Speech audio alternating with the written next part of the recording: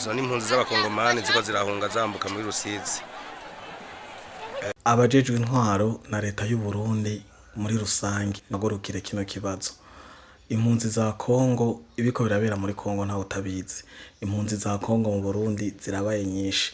Nyuma yaho frontiere zugariwe canke aho impunzi za Kongo zibona ubwazo ko zidashoboye kwinjira mu gihugu cy'u Burundi ziciye muri Kongo, bafashe ingingo yo guca muri Rusizi.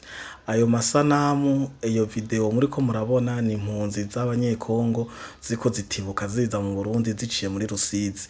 Amamoto, amakinga bafungira mu mahema canke amashitingi. Amafaranga n'izindi mpapuro ivyo toha vyose bagazingazinga baterera barokeza mu mabido.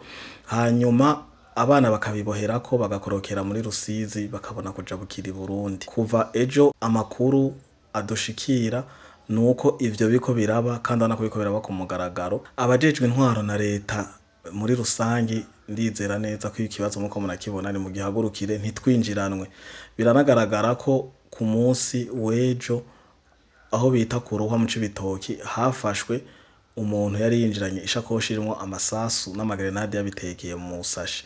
Aho rero abarundi ntohagabire kwakira impunzi si bibi, ni bikogwe mu buryo vyategekanijwemo bw'impunzi. Abaje nk'impunzi bategurirwa ikibanza bajamwo, hama baje mu buzi baze berekana impapuro z'ubuzi, n'abaje baje mu zindi mvo baze mu zindi mvo, ariko bice mu muco. Tureke abarundi gusamara ntiduhunyize kuko umwansi ashoboye kwikika mukiza.